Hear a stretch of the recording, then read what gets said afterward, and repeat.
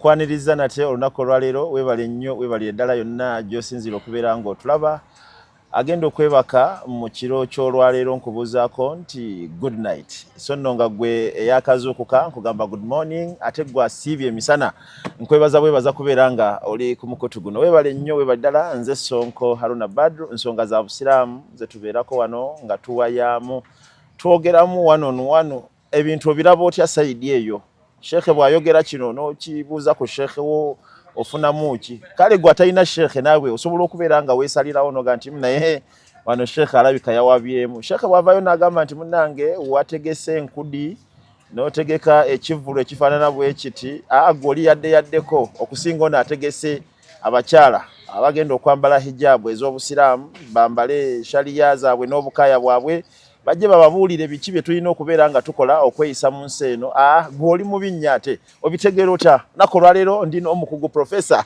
erinnya lye muwadde shekhe wange mumumanyi bulungi mukkirize mubawa ababuuzeeko ate n'oluvannyuma tusobole okubeera nga tweyongerayo mukadde wange nkwaniriza nate Naam, a'udhu billahi minash shaitani rajim. Bismillahir rahmanir rahim. Alhamdulillahi rabbil alamin wassalatu wassalamu على رسول الله صلى الله عليه وسلم سيدنا وحبيبنا ومولانا محمد ابن عبد الله وعلى آله وأصحابه وسلم وبعد ربنا عليك توكلنا وإليك أنبنا وإليك المصير آمين يا رب. قال الله عز وجل في القرآن الحكيم بعد أعوذ بالله من الشيطان الرجيم ادعو إلى سبيل ربك بالحكمة والموعظة الحسن إلى آخر الآية وقال صلى الله عليه وسلم لا يفرق مؤمن مؤمنة إن كره منها خلقا رضي منها آخر متفق عليه kamwange Sheikh Sonko otandise n'omukaddima mpuliddemu aya mpuliddemu hadithi ojja kubivunula naye abantu soko bategeeze gwani amanya n'eddoboozi Sheikh Sebunya Ibrahim director wa organization ennene eyitibwa Marhaba Da'wa. And charity organization. Marhaba kuba kwaniriza. Marhaba Da'wa and charity organization. Director olwaleero gwendi naye shekhe waffe shekhe mumanyi bulungi nnyo Sebunyono y'omu ku basajja abasiraamu abavuddeyo okwe-encouraginga abaana abalenzi abato abavubuka n'abawala butya bwe balina okubeera nga batambula kyensinga omumanyako sajja muyonjo noze kazi mugira sajja oli muyonjo nnyo wallahi mubayonjo mubasajja abasiraamu abayonjo oyina ekifaananyi ky'otaddewo shekhe barakallahu fikum genda maaso mukadde wange kamwange Sheikh Sonko kkiriza mbeere nga ngatta eddoboozi lyange ku maloboozi g'abawalimu agavuddeyo okulwanirira program project enteekateeka ya Hijab Nation. Era okusookera ddala mukkirize eggwanga lyonna neebaze omukyalo ono ayitibwa Shamimu Mayanja okujja ne concept enkulu ennyo erimu obusiraamu erimu okulaga obuwangwa oba amawanga gonna nti omukyala yenna asaanidde okwambala mu nnyambala y'obuvunaanyizibwa. Shekhe njagala okyatule ng'otunudde mu kamera kanziremu ebigambo byange bamashekhe ngogenda okubiddamu bamashekhe bangi boogera mu kamera ng'ensi balaba ne bamala ne badda mu bisenge ate be baayogedde ne babifuula kifuula nnenge tunula mu kamera kansooke nziremu nkutegeeze nti amannya gange nze Sheikh Sebunya Ibrahim gwayogera ndi musajja muwalimu amanyi byenjogera ate alina masters mu sayidi eno endala ey'oluzungu kitegeeza nti buli kyenjogera mba nkyogera bya ilmi nakumanya. Problem abantu gye bayina nti omuntu agenda n'atunula mu kamera kati olwo atandise omukutu gwe ogwa TikTok oba yakajja mu social media platforms atambula ayina follows nga 1000 n'agamba nti kati nekanfubutukeyo ebbanga lyonna mbadde mu komera nakola amazambi kati kanveeyo nange nkoleyo ekyenjawulo ensi ekole ki emmanye ne Allah jalla jalaaluhu agenda kwokya abantu omuliro olw'ebigambo ebitali bya buvunaanyizibwa bye byogera ate olaba abantu gwe bobadde olowooza nti bye balina oyingira omuliro obasaye nga bali ku layini y'okuyingira ejjana nabadde nkusabye okakasa ebigambo biwatandise ne Hijab Nation Shamimu Mayanja mbiwuliddeko mu ntandikwa. Nkutegeeza nti neebaza omukyala ayitibwa Shamimu Mayanja owa Hijab Nation. Kuba kati ensi yonna wali webadde mumanyidde nga Shamimu Mayanja wegende emujjawe musesetula. Era buli we bamulaba nga ayita mu kibuga bamuyita Hajjati wa Hijab Nation. Huyo ayiseewo. Hajjati avuddeyo n'essuula empya ey'okutegeeza eggwanga nti omukyala yenna alimu ensa n'obuvunaanyizibwa ayina kwambala waati. Ayina akagamba akakulu ke yayogedde akansanyusizza. Yagambye nti newoba toli musiraamu ng'okkiririza mu nnyambala ennungi naawe tukuyise. Oba kategedde bulungi. Ebigambo by'oyogera byagala okunsikiriza okugaa nti ate birungi nnyo. Kubanga waliwo ka video ke nalabye nga Sheikh omu agamba nti abategesi b'ebivvulu babi. Naye ono ategese abakyala bambale bulungi basikirizibwe mu woofiisi gaabwe nti omukyala asobola okugenda ku beach nga yeesibye akakaya ng'ali mu sharia n'atambula ensi n'etamujajinga bubi. Oyo mubi nnyo n'okusinga ategese ekivvulu ekyenkudi. Kaakati Sheikh wange oyo Allah amusaasire amannya nno mumanyi era obbi wange ku Bilal Mahad Bilal. Kkiriza mwogereko amannya Nasiri Swiddiiki Mubiru ge mannya. Naye Seeko oyo problemu gy'ayina nti ate kuva buto waliwo abantu nga bo naturally Allah jalla jalaaluhu yabateekateeka nga tebagenda kukyuka. Musajja annyumiza emboozi nti omusajja omu yayingira Mukama wange gw'oyogerako omumanyi bulungi. Omusajja gwe njogerako mumanyi nnyo n'okusinga. Nkugambye obbi wange ku Mahad Bilal al-Islamiyya. Nze gye nsomedde okuva baby kirasi mpaka we namaliriza marhalati thanawiya. Omusajja gwe nkunnyonnyola nti ebyali bisinga omutawaanya yali personal hygiene. Njagala owuliriza ebigambo byange ate wemba njogera ebigambo byesinga otegeera obulungi byebigambo ebikwatagana ku bwalimu bano byenjogerako. Era kyova olaba gwe simanyi simwogerako. Naye njagala nnyo omuwalimu wuliriza Sheikh Sebunya. Mpulira Sebo. Nasruddin Mubiru gwoyogeddeko. Sebo. Mbadde nsaba oleme kutuzza mabega. Nja kunnyonnyola ensonga lwaki tasobola kwambala makanzu nga gano ameeru. Allahu akbar. Kati Nasruddin Mubiru tukoze interview naye eno. Ekisinga omutawanya akugambye personal hygiene. Era abantu basomesa mu ddarasa ze bajja bakomplaininga. Bagamba nti tusokoleke baga tugambire ku Seeka. Asomesa ebigambo naye olusulwe olumufaamu si lwa buvunaanyizibwa. Katono nnyo. Okimanyi n'omusomesa katono nnyo. Wazze kunnyonnyola Sheikh Nasruddin Mubiru bwali oba wazze kulaga kintu kituufu. Anti kaakati kyenjagala okutegeeza n'otegeeza eggwanga Allah subhanahu wa ta'ala ateekateeka abantu n'ateekateeka fanni oba omuteeko gw'abantu abalalu.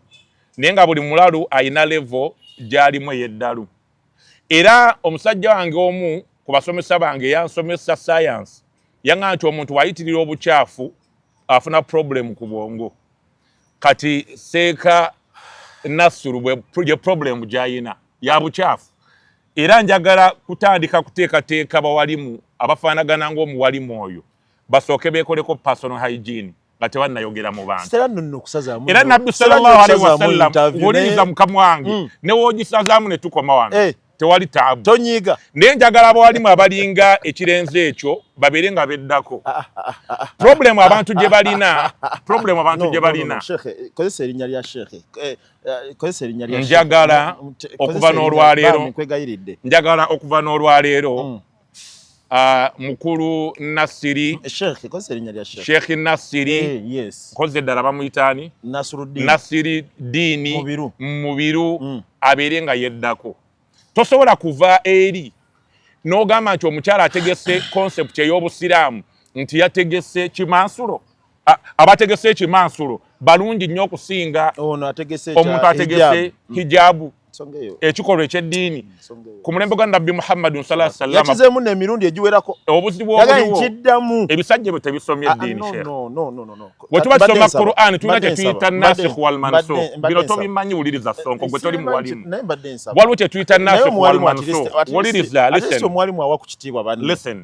waliwo kye tuyita nasikh wal mansukh bwe tuba tusoma Qur'an waliwo kye tuyita awwal ma nazala wa akhiru ma nazala kati waliwo ayati min al Qur'an nga essaawa eno tezikola mu ahkamu era kyova olaba mu kulamula kyova olaba Nabbi sallallahu alaihi wasallam Allah jalla jalaaluhu yajja nga amussaako amateeka ag'omwenge gakka mu sessions ez'enjawulo gakka mu mpolampola tegajjudde era ayaki ezisinga okubeera nga zijja abantu ku bikolwa ebya haramu zakkira Madinatul Munawwara ng'obusiraamu bumaze okubbinkira mu bantu buvudde emaka buzze Madina okitegedde okimanyi nti omwami ono Nasiruddin Sheikh Nasiruddin ataddewo enkola n'essuula egenda okukkakkanya ekitiibwa ky'obusiraamu n'abantu okulowooza nti omuntu waavaayo ne concept nga ya busiraamu ate balina ogirwana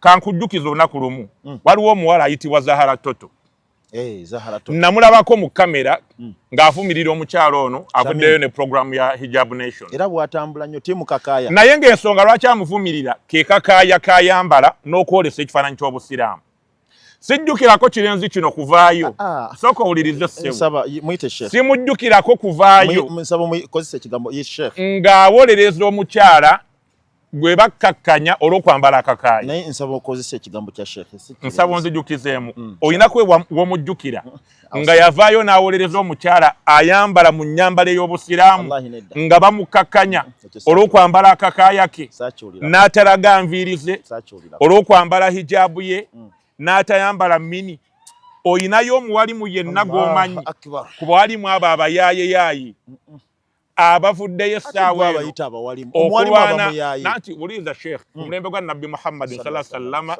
Allah jalla jalaaluhu amala omujjulula Abubakar Siddiq radiyallahu anhu ye yajja n'abeera khalifa eyasookera ddala mu bakhulafa urashidin era ku mirimu gye yasookera ddala okukola mulimu omulimu oguyitibwa qatlul murtadin yatta oba yalwanisa abantu bonna abaalwana eddiini busiraamu waliwo abaava mu busiraamu Abubakar Siddiq radiyallahu anhu yalwanisa abantu bonna abaavaayo nga balwanisa obusiraamu naye mu bo baalina mu basiraamu nga bannanfuusi abasinga obungi nga beekwesa omwo kati tubuuza nti ekirenzi kino eno kyagala okufaanaganako nga bamusayiramatul kadhaabi neyanziza ssebo okundijukiza Sheikh Nasiruddin ayagala okufaanaganako nga bamusayiramatul kadhaabi nga basujaahu abo baali basajja mwali abakyala abaali beekwese mu busiraamu naye ng'ate be balwana obusiraamu twagala tubuuze Nasiruddin ono nkyakolera ani akolera Allah oba akolera Iblis kuba kati bino bano ba Nasiruddin bibinja bya Iblis shaitaani because buli wotandika okuvaayo okuvumirira obusiraamu okuvumirira concept ey'obusiraamu nkamwange mba sitegeera gwokolerera mmanya ajja kunnyanukula ekibuuzo kyange kigende wa Nasiruddin okolerera ani gwani avaayo obeere nga ogeraagalanya hijabu eyayogerwako mu Qur'ani eyayogerwako mukyala wa Nabbi sallallahu alaihi wasallam Aisha radhiyallahu anha ne Nabbi kennyini n'akubiriza abakyala okwambala obulungi novaayo n'ogamba nti oyinawo obujulizi nga Qur'ani novaayo n'ogamba nti omukyala ayambadde waakyo omukyala akunze bakyala banne okwambala obulungi bwemukyo n'abatali basiraamu abakkiriza mu nnyambala eno mujje laalla oba oliawo mujja tegera obulungi bw'obusiraamu musiramuke abanyigiriza abakyala abeebikkiridde obukaya mawofiisi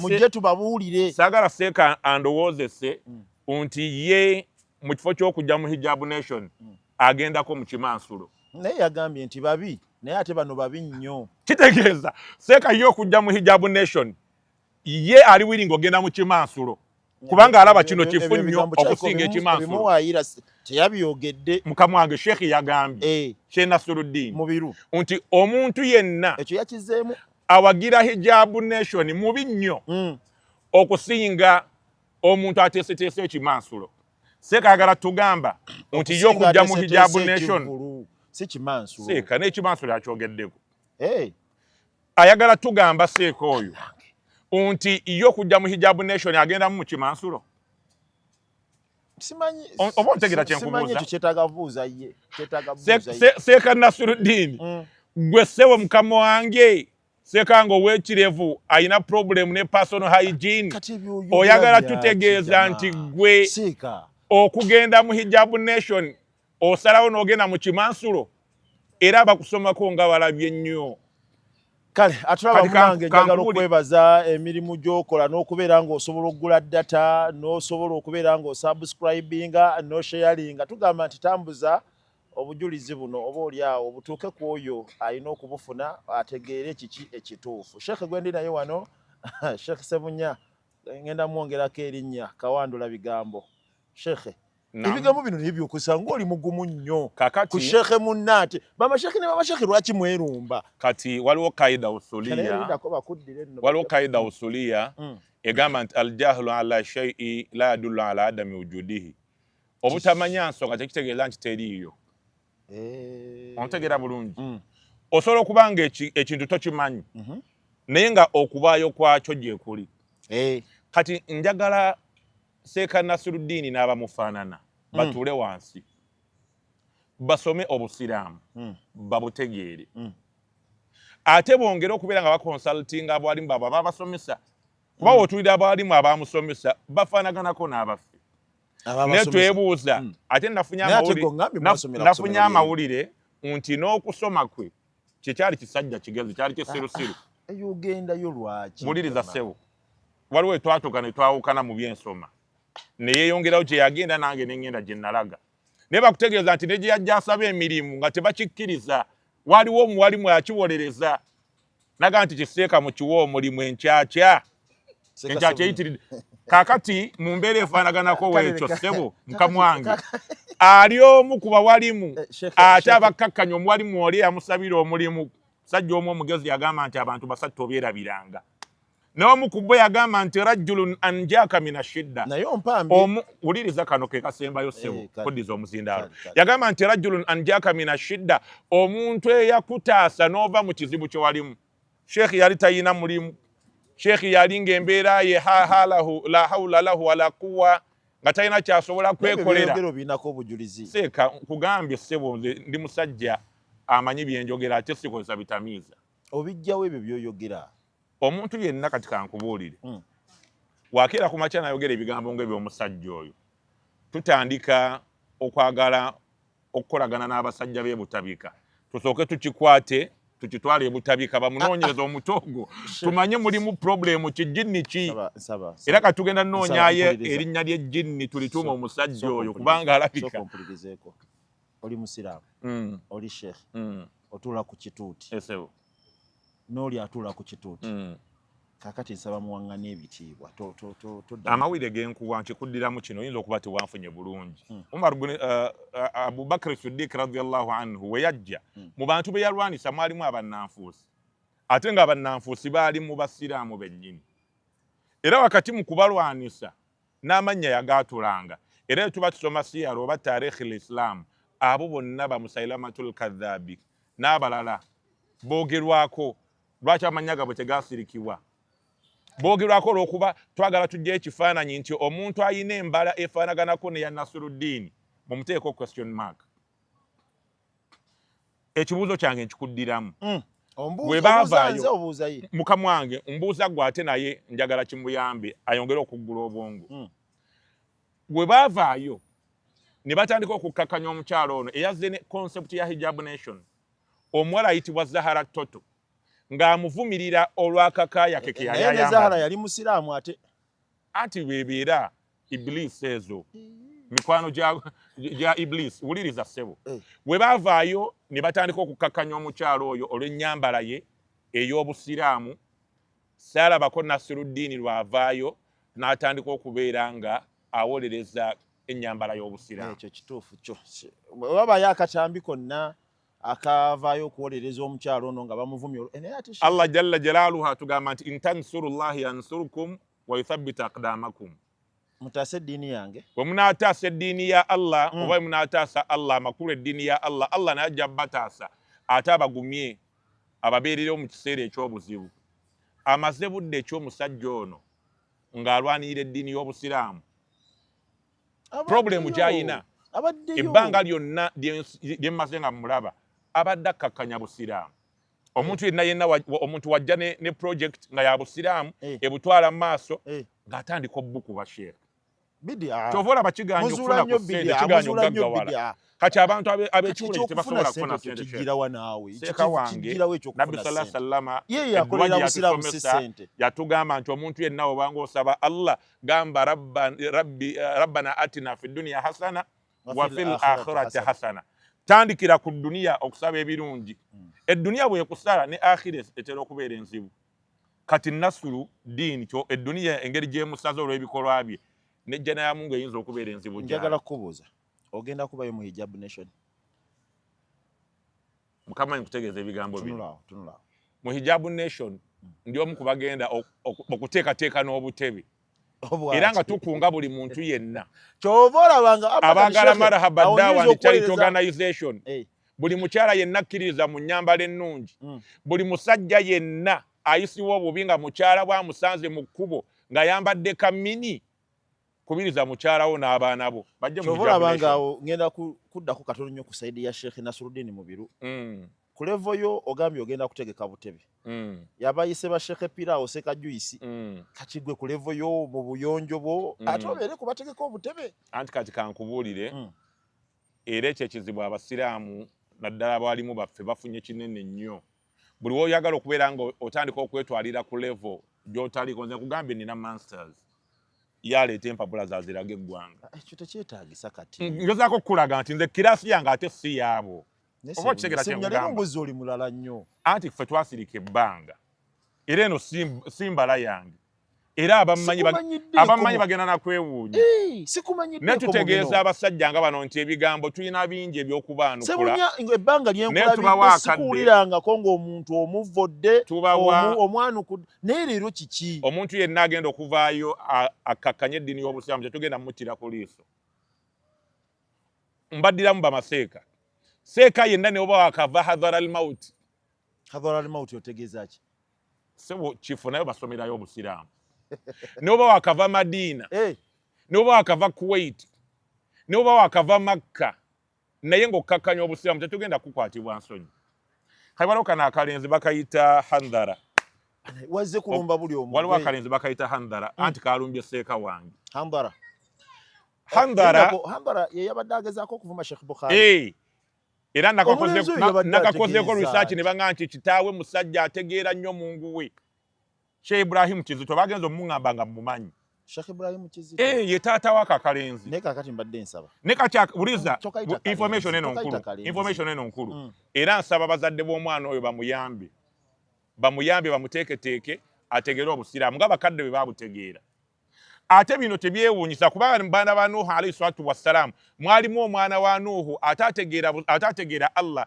n'ajeemera ne taata we era Nuhu alayhi salatu wassalamu abakoowola bagamba n'ekituufu kiri wano omu ku baana be yagaana okubeera ng'ategeera ebigambo omwana we ayitibwa Kanaani n'alinnya omuti gwe mba sirabidde Kanaani yalina abaana be Saamu Haamu Yaafithu ne Kanaani yagamba nti gwe ddadi by'oliko sibitegeera amazzi we ganaava wansi nja kulinnya omuti era Allah jalla jalaaluhu we yaleeta amataba Kanaani n'atandika okubeera ng'azikirira n'akoola kitaawe amuyambe yange ontaase Nuhu alayhi salatu wassalamu n'awulira ennaku ku mutima n'akoola rabbana mukama wange Allah omwana wange azikirira amugamba nti oyo si wa mummwe oyo omulenzi gwe badde ogamba obadde olina by'omwogera ntandise okukkiriza nti kano akalenzi ka handhara si ka mu bantu ba Sheikh Ibrahim Kizito musajja mulungi musajja atya Allah we musajja ali omu ku balimu abasaasanya daawa mu Kampala ne wabweru wa Kampala n'akalenzi kakuza ebivi nawulidde nti kati bwe kava wakasibamu n'amalaasi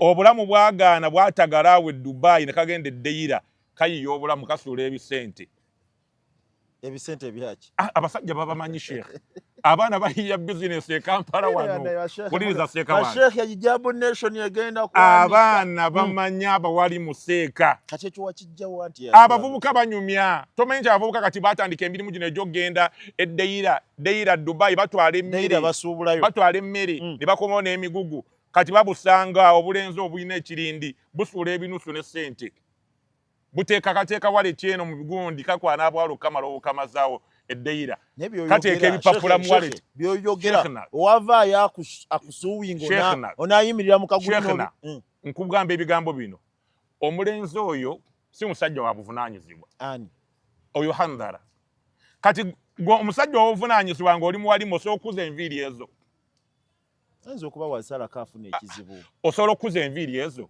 oyo selector Sheikh selector kyeki bano baba disco master abeera mu bidongo obudde bonna binyanyanyanya bitungulu binyanyanyanya era kagisuuna Beni alabika amunoonya ate yukati Sheikha omuzungu agamba time is a good teller ojja laba omulenzi oyo ng'afubutuseeyo ng'asibye amalaasi time is a good teller kigambo kya luzungu bw'afubutukayo ng'abisazeeko ate kuba kati ayinza okuba kyetusinga okwetaaga so tumugamba nti abawali mu baalumba nalabe yalumbye Sheikh Bukhari Sheikh Hamza Bukhari gwayogerako nina abawali mu bangi bemmanyi almost 70% mu Uganda wano nga wallahi billahi tallahi famire zaabwe zitambulira ku mwalimu oyo baadallah nga yabayigiriza business ekyo kyenkugambye nti oba ovoola bano ba Nasruddin mu siina gwenjo buliriza Handara oyinza okwesanga famire zaabwe siina muwalimu gwenjogeddeko nti ono ajja ewa Sheikh Hamza Bukhari n'amuyigiriza okukola neze nkugamba ebigambo bino nti nemu abo bennyini abamuvoola waliwo abamukubira essimu nti Seeka sooka mbiseemu mu kyafaayo kino nga bakubira Hamza Bukhari bamukubira essimu aba bavoola Seeka ate ne badde eri ku media ne manyi nti gwe gwenjogera naye oli musajja mugezi ate ekigambo kyenjogera saa kiddiŋŋana kati siri muyimbi nango ngasseemu olwo kati olwo nango ntwaliramu omusajja gwe nkunnyonnyola musajja mumanyi nnyo ekyenkomerero ekyokubiri ali omu ku bawalimu Sheikh Hamza Bukhari abatono ennyo abalina emitima egiri clear oba n'omuwalimu olwaleero ng'akusekera naye ng'omutima akaaba Bukhari ebyo Nasiriddin era wokisanga kikuwahaaga naye ng'omutima kikaaba jamaa yakikolako Seeka ebiwalimu mbimanyi ebyo naawe tulina abawalimu abalungi alhamdulillah naye tutegeeza abawalimu nti w'ovaayo okulumba abawalimu Sheikh tugenda tutandika obbalumba tugenda tutandika obbalumba ebya serious n'olaba mukadde wange Ssenjala gwempa ekitiibwa Sheikh Adamu Ssenjala naye kati era Adamu ye namulese kubanga nabadde n'omusajja nga tunyumyamu ku nsonga za Ssenjala naŋŋamba naye wuliriza yaŋŋambye anti onamulese yaŋŋambye Ssenjala ye mwesonyiwe tomwogerako ne mugamba lwaki naŋŋamba Sheikh Sebunya ogambye wamulese mukamwange simwogerako nkunnyonnyola omusajja yagambye yaŋŋambye nti Ssenjala mwesonyiwe ne mugamba ti lwaki naŋŋamba nti gwe Ssenjala bw'omutunuulira ekifaananyi kye ne waba tannayogera olaba ategeera bulungi oba zonto Sheikh Sebunya olunaku olwaleero simanyi byewalidde mu butuufu kakati omusajja yaŋŋambye nti nga tannayogera ali awo atudde butuuzi katebe gwo ekifaananyi kye ky'omulaba olaba ali siriyasi Sheikh Adamu Ssenjala kati kolawo oti njagala ofune ekifaananyi kye gw'otandika okitunuulira Sheikh oli muntu wa buvunaanyizibwa gw'oyogerako Seeka wange bino ebigambo si byange onfuna bulungi nga bwe nkunyonyodde nti Handara abagenda e Dubai batunnyonnyola ti muvubuka muyaaye oba onfuna bulungi ontegera kye nkunyonnyola abagenda e Dubai bali bamulabye anti gyali bannyonnyola Sheikh emboozi Handara tali wano mu Uganda Seeka biki by'oyogera simanyi Handara ali Dubai omusajja yaŋŋambye nti omusajja oyo Sheikh Ssenjala njagala omutunuulire butunuulizi waafaanana n'agamba nti senga oyo abadde ku mulembe gwa Nabbi sallallahu alaihi wasallam erinnya lya Ssenjala yalibadde yalimuggyeeko dda ogambye Hijabu Nation omanyi Ssenjala kye kitegeeza anti ago mannya ga buwangwa ate Nabbi sallallahu alaihi wasallam awuliriza kano kakulu kano kakulu wuliriza katono kano kakulu nnyo Nabbi sallallahu alaihi wasallam yatuyigiriza nti w'omala okuzaala omwana kyosookerako ddala ayuhasina asmu kwe kutereeza erinnya lyogeno mumutuuma kati Sebunya dio siria kati gosolo tumo mwana wo senjala oba nanjala muchika njagalo bere wa mazima tula mu kamera osolo zalo mwana omutuma senjala bwebanga wa chika change astafu nero kwati zinagana era bonna nabada sonko bonna sonko sahaba maiti wa Umar ibn al-Khattab radiyallahu anhu wajja complaint mu maaso ge omwana yajjanga ayisa ku kitaawe emboko ne batuka mu maaso ga Umar ibn al-Khattab amiril mu'minin kyava omusajja alipooti nga namugamba nti omwana ono ampisa bubi nanyonyola ensonga ze ankuba n'okunkuba Umar ibn al-Khattab n'akwata ensobi omwana ono kati omwana bwe yamala okwetonda namugamba nti ya amiril mu'minin nze siinaayo taata wange byayina kunkolera nga abatabikoze Allah jalla jalaluhu ajja muvunaana namugamba nti ekimu ku byo wamala okuzaala ayyuhasina ismuhu aba alina okutereeza erinnya lyakutuuma nkugambye Seeka Ssenjala ava kuba ku mulembe gwa Nabbi Muhammad sallallahu alaihi wasallam eri erinnya yali badde alimuggyako. Sheikh Sebunya njagala kubuuza kibuuzo bamasheekhe mmwe lwaki temufunayo olunaku nga lwamwe lwaba masheekhe kutabagana kati twagala tusooke tutereeze biseeka bino ebiyaayi bwe twagala tusooke tubitereeze bisooke bimanye levo yaabyo then tukole eddarasa era biidhnillah tujja kusaba omukyalo ono Mayanja Shamim Mayanja ateekeyo eddarasa y'abawalimu kubanga bingi byogera naye tebirina na capacity teeka ddarasa abantu basatu naye gwe ateekeyo eddarasa y'abawalimu tuleete ttiimu y'abawalimu eteeketeeka abawalimu olina kweyisa otya obeera mu bantu olina kwogera otya teri muwalimu ayogera bigambo bya buvunaanyizibwa gwe balumba taliyo bagenda kulumba onaabawulira anti nze Seeka era mbategeeza mu nnumba at your own risk mu nnumba at your own risk kubanga nkulayirira Mungu ayantonda emyaka gye mmaze mu Uganda emyaka gye mmaze mu Kampala emyaka gye mmaze mu buwalimu Sheikh abwalimu mbamanyi abwalimu olaba omwalimu ng'ayogera ng'anyumya ebiboozi n'ogamba kati ono ayogera biki na Sheikh gwe mmanyi omulimu gwe gwakufumbirwa eri bakyala kati kankubuulire waliwo eddya erimu lye baamugobamu yagulanga omugaati mulambadde yirerofu n'alyako ekitundutundu ekiro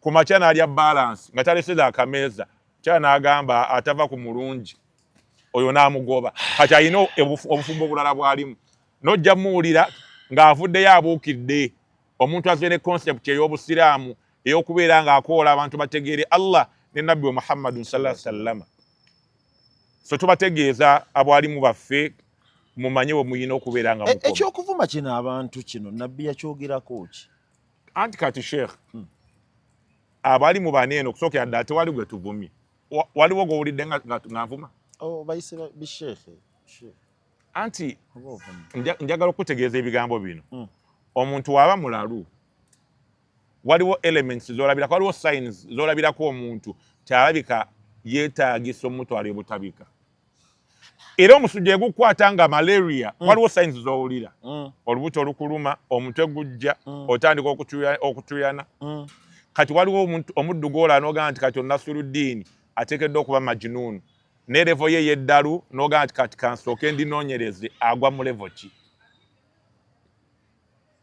agwa mu levo ki Sheikh therefore mbategeeza abawalimu mwenna omuwalimu yenna agenda okuvaayo okukakanya obusiraamu okukakanya omuntu azze n'omulamwa ogw'okulwanira kawulu la ilaha illallah Muhammadu Rasulullah wallahi tetugenda mutira ku liiso tetugenda mutira ku liiso nkutegeeza Sheikh omuwalimu yenna agenda okuvaayo okukakanya obusiraamu okukakanya omuntu azze ne concept ey'okutaasa eddiini ya Allah tetugenda kutira ku liiso ne woliba oli wa famire ne woliba oli waawa tujja kusooka kutereeza oleme kubulankanya ggwanga okimanyi nti ku mulembe gwa Firawuna laanatullahi alayhi waliwo ekyafawo kinene nnyo kinene naye mukyala wayitibwa Asiya yamwawukanako laga nti bino bye weyita Katonda tetugenda kubeera nakukkaanya naawe tegeeza eggwanga era yatuuka kufa nga baganya okufuna okukkaanya kubanga Firawuna ali alemedde ku mbeera ey'ekiyaaye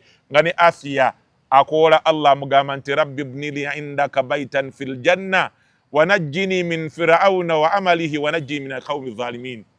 Allah jalla jalaluhu yamuttanga ali ku madhhabu ago gakubeera ng'alajanira Allah amutaasa abantu abali azamanya, amutaasa abantu abayaye nga Nasiruddin, amutaasa abantu abayaye nga bano Sheikh Senjala, Bahandala n'abalala bafaanana Sheikh. Mbadde nsaba ekigambo Nasiruddin kijje mu buyaye kuba Sheikh. Ekigambo Sheikh Senjala kijje mu buyaye kuba Sheikh. Muliriza w'ovaayo n'ogamba nti Hijab Nation umbi nnyo okusinga ekimansulo kati kale tunula mu kamera oba omuteeka mu tulubaki mbuuza gwe Seeka oli avuddeyo agambye Hijab Nation nemeddwa kale agambye nti omuntu yayitula kawulu shahada nagamba nti ashhadu an la ilaha illa Allah wa ashhadu anna Muhammadan abduhu wa rasuluhu wadde tasaala wadde talina mulimu mulungi mulala gwakola naye nga tagatta ku Mungu we ng'ayatula kawulu shahada, omuntu oyo senga avaayo naga nti omuntu oyo mubi nnyo okusinga omuntu ategese ekimansulo oyo omutwala mu tulubaki. Nemeddwa kye kituufu. Therefore tubagamba baseeka mwetereze mukama wange muganda wange Nasiruddin, wetereze abaana e Kampala agenda kuyisaamu eggaali otandika otambula nga abantu bakyakutegeera. Obuyonjo kikulu. Nabbi sallallahu alaihi wasallam yaga atagenda kuyingira jjana okujjako omuyonjo. Problem obukyafu Nasiruddin ojjocha muhadhara nga sofi mulimu ebituli. Olunaku olwaleero bannange sinzire yonna gy'osinzira okubeera nga ndaba ndi ne Sheikh Ssebunyoono. Sheikh Ssebunyoono ekituufu nzikiriza nti mbadde simumanyidde nnyo mu bintu bya kulumbalumba, mu bintu bya kubeerako mbeera gy'ateekawo, naye olunaku olwaleero sikutegedde nzijja. Ani yakutaddemu ssente zino okujja okufulumya ebigambo ebyo bwe bityo? Seeka wange era kyabulabe nnyo tugenda tutandika okukyazaako bano abasajja gye tuwangaalira. Baani? Bano ba Nasiruddin. Kaakati w'ovaayo n'otandika okuyikwetinga Seeka ku mmere. Ku juice. Naye ate gwe abyewadde gwedde okutuulwa ate ogaliko otegeka butebe. Alabika talina capacity. Talina na capacity ono yeegwira kyamisana. Era kati bye bino by'osanga bigamba nti Haji oyo omukodo. Ate w'osinkananga omwalimu ng'agamba nti Haji omukodo n'akunywera abakodo bana abamusabiriza. Nsaba mpuliriza. Oli alina abantu abamugoberera. Anti wuliriza nga Sheikh. Leka kumuyisaamu. Kyo kitegedde.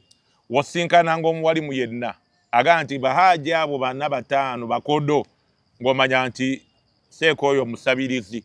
Because gwatasaba ate abakodo wabamanyi otya.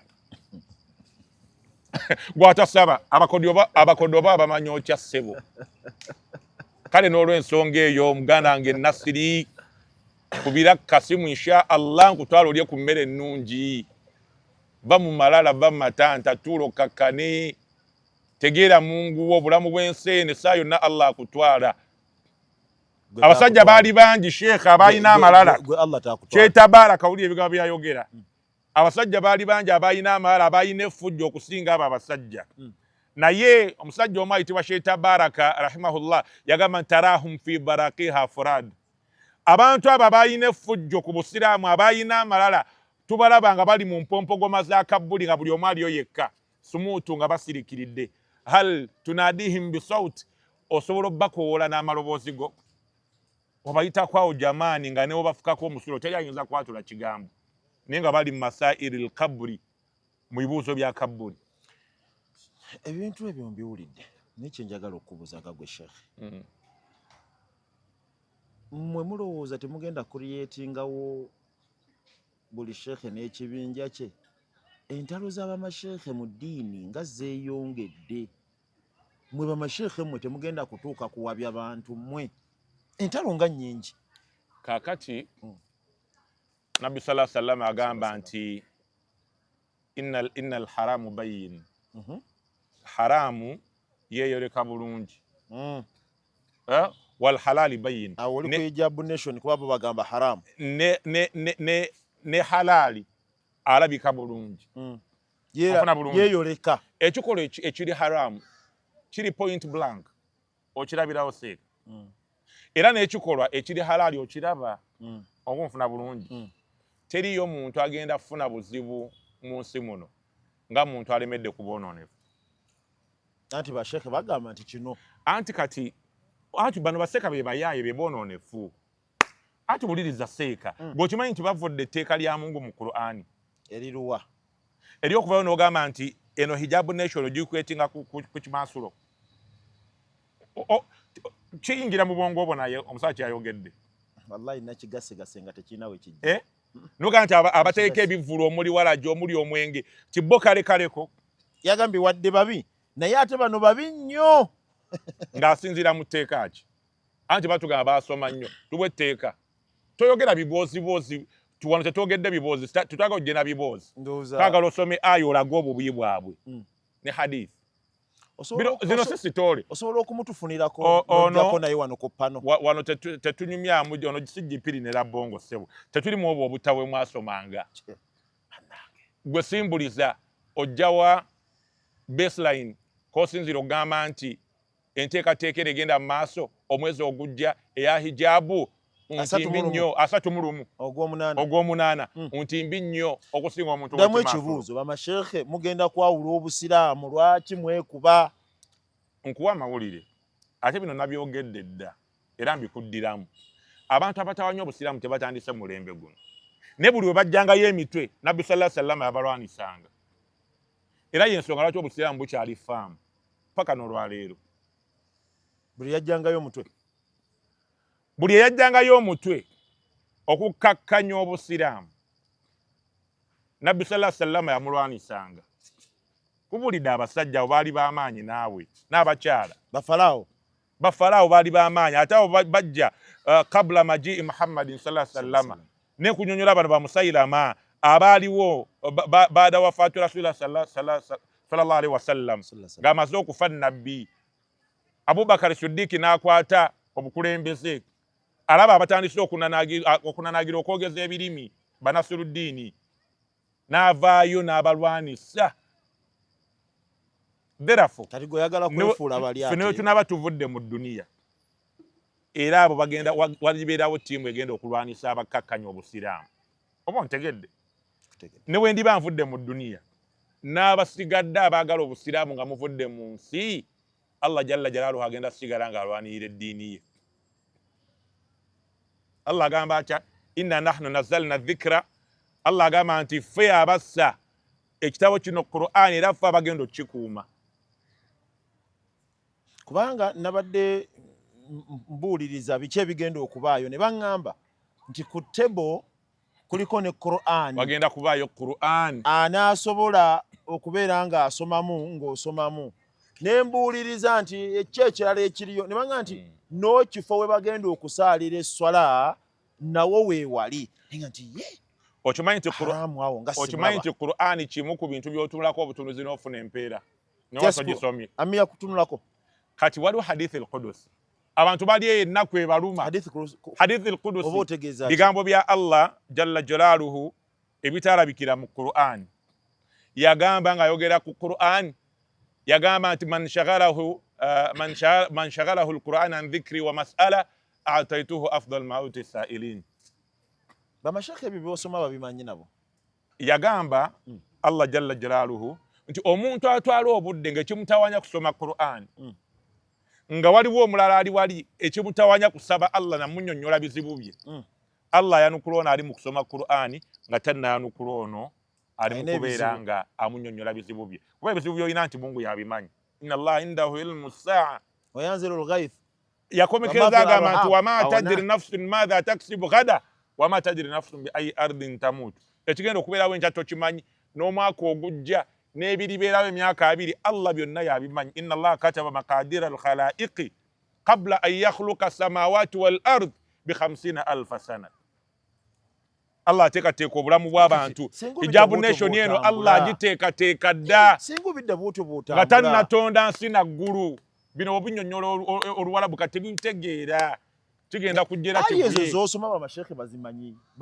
yovula bwedda saga yiteeyo kati bannasiru bano bagenda kuvuya tabitegeera bino wali tubadde tutambudde bulungi nnyo nekyenjagadde okulaga nti yagamba biri abitegeera nnyo n'ebino byenzizaawo kati tabitegeera Allah jalla jalaaluhu yateekateeka obwangazi bwa buli muntu yenna bwa buli kitonde kyonna nga tannatonda nsi naggulu bi 50,000 sana ngabula emyaka 5 alyoka atonda ensi n'eggulu n'ateekateeka nti olwaliro tugenda kubeera wano n'ateekateeka nga 31 ogw'omunaana hijab nation era n'abantu abagenda okujja omuwendo gwabwe Allah yabamanyi teri muwalimu abamanyi ne Shamim Mayanja tamanyi bantu bagenda kujja naye mbawulira eyo bangi anti basobola n'okuba nga bagenda kujja Allah n'abaleetera omuswiba ne batasoboka programu zaffe zonna Allah yazimanyi wabula ffe tusabusabye Allah jalla jalaaluhu abeere nga akkiriza enteekateeka zaffe zikwatagane wamu ne programu za Allah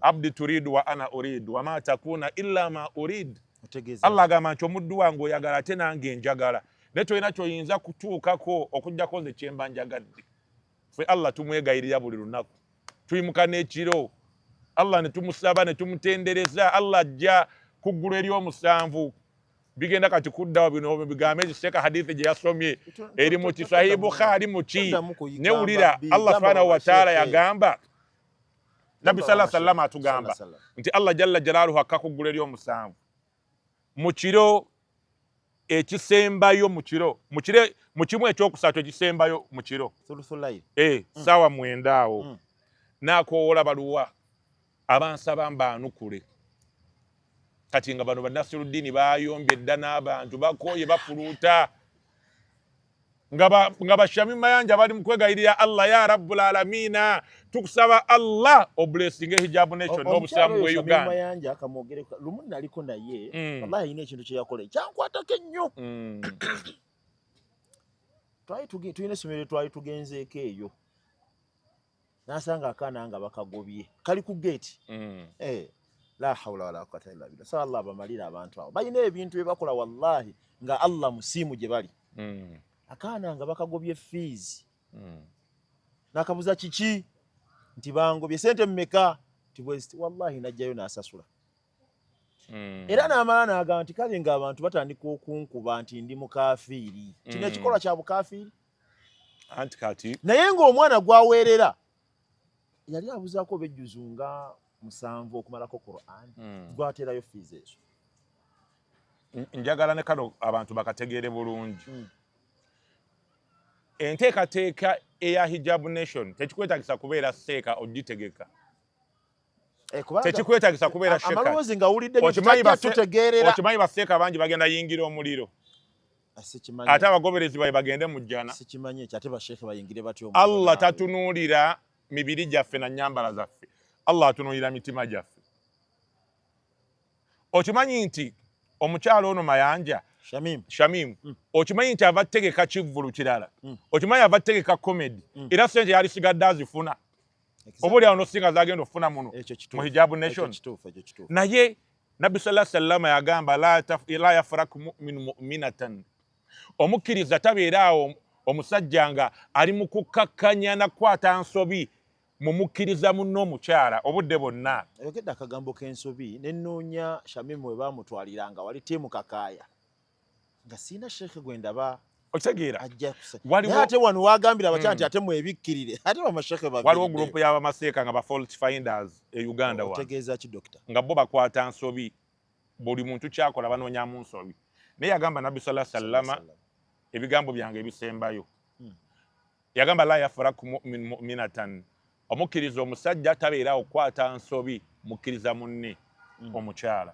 obudde bonna yagamba nti in kariha minha khulqan wabanga ayina embeera gyakunakuwazaamu oba gyakunyizizaamu radhiya minha akhara baako kale endala gy'omusiimamu kuba yenna tayinza kubeera mubi kale katukkirize nti omukyalo ono ayinamu ensobi ze ng'omuntu kubanga muntu mwagala tugamba nti okusoma Qur'ani kikyamu lwaki tosiima ekyo twagala baveeyo baseeka abafaanana Nasiri n'abalala baveeyo batandike okuwaana ekyo nti bannange mujje tusome Qur'ani mu hijab nation mwogere ku ekyo kyokka kuba gyekiri kusoma Qur'an mujje nga mwambadde ng'obusiraamu temwambala mini temwambala empala abakyala mujje mwogere ebyo kubanga kirungi ti omukyala ng'oli mu hijabu yo omwami ng'oli mu kariha minha khulqan wabanga ayina kyakunakuwaza kyakunyizizaamu mu neeyisa ye esooka obeemu radhiya minha akhara baako sayidi endala gy'atambuza obulungi gy'omusiimako nyongerayo eddakiika 3 ku programu yo Omukyala okujja mu Hijab Nation kyetaagisa ki? Omukyala okujja mu Hijab Nation okusookera ddala nniya kye kikulu, intention. Kumalirira. Intention okumalirira kikulu nnyo, ekigendererwa ekikuleese. Allah subhanahu wa ta'ala, Nabbi sallallahu alaihi wasallam ayogera hadithi erimu 40 an-Nawawi. Kyekyo. Waliwo hadithi ezo za 40 ezo z'abawalimu naye enja kufunira akadde nzikuyitiremu inshallah. Olabanga nange weewe atabirina. Olabanga nange ndi weewe. Yagamba hadithi 40 Nawawi siriyo. Ejjiwa ku Umar ibn al-Khattab radhiyallahu anhu yarawi al-hadith. Yagamba yagamba sami'tu Rasulullah sallallahu alaihi wasallam innamal a'malu binniyat wa innama likulli imri'in ma nawa. Yagamba nti Nabbi yawulira Nabbi sallallahu alaihi wasallam ng'agamba vunula mukama wange. Yagamba nti an Umar ibn al-Khattab radhiyallahu anhu qala Umar radhiyallahu anhu qala agamba radhiyallahu mirembe jibe Allah asime ku ye. Yagamba nti sami'tu Rasulullah sallallahu alaihi wasallam yawulira ombaka wa Nabbi mbaka wa Allah sallallahu alaihi wasallam ng'agamba innamal a'malu binniyat. Mazima ddala buli mulimu gwonna gujja nakumalirira. Wa innama likulli imri'in ma nawa. Era buli muntu yenna Allah jalla jalaaluhu akuwa empeera ku mulimu gw'okoze okusinziira enniya gye waleese. Nniya yo kyegamba Allah kyakusasulirako. Kati awalan ekisookera ddala oteekeddwa okubeera n'enniya ennungi gw'ajja mu Hijab Nation. Tajjanga azze kukola bibi. Okumanya Hijab Nation ya byamagero. Ate bano abanajja n'enniya endala Allah agenda ate basaasira. Era agenda bawejjana. Batya. Anti hadith ejjiba ku Abu Hurairah radhiyallahu anhu. Yagamba inna lillahi malaika. Allah ina malaika ze yasihuna baina samaa'i dunya wal ard. Ziseyeya wakati w'eggulu ly'oku nsi n'ensi eno yennyini gye tuliko. Yatulubuna ahla dhikri, zinoonya abaddu ba Allah abalungi aboogera ku Allah. Wezitusanga tumwogerako Allah zituteekako ajinahatahum ebiwaakiro byazo ne zigendamu naffe era kati malayika za Mungu ziri wano ziwulira ebigambo bya Mungu.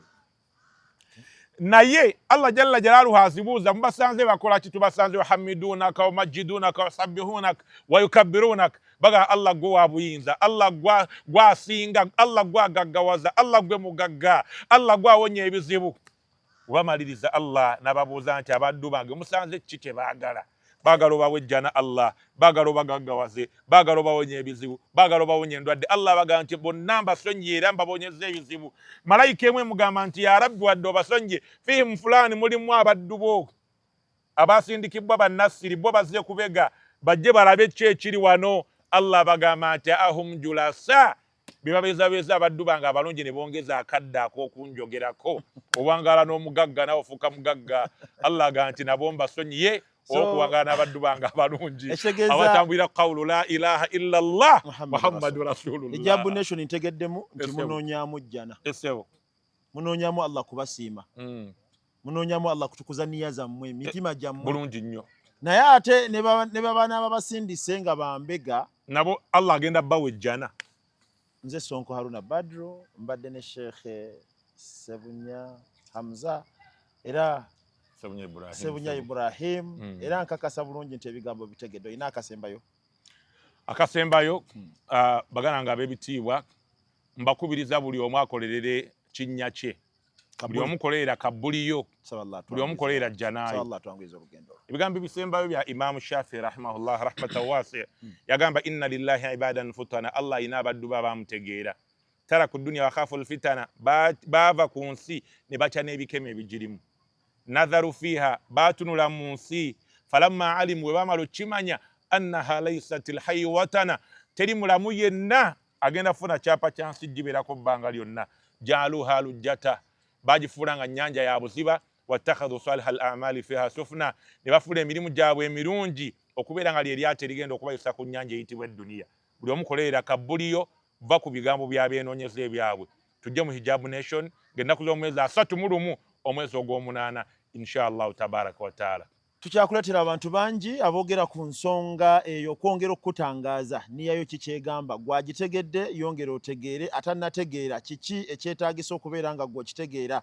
Era mu mbeera efaanana bwetyo tujja kubeera nga tubabuulira nti olunaku olwaleero tubadde ne Sheikh Ibrahim Sebunya ate tukyaleeta bamashekhe oba oli awo bwe weesunga ebigambo byabwe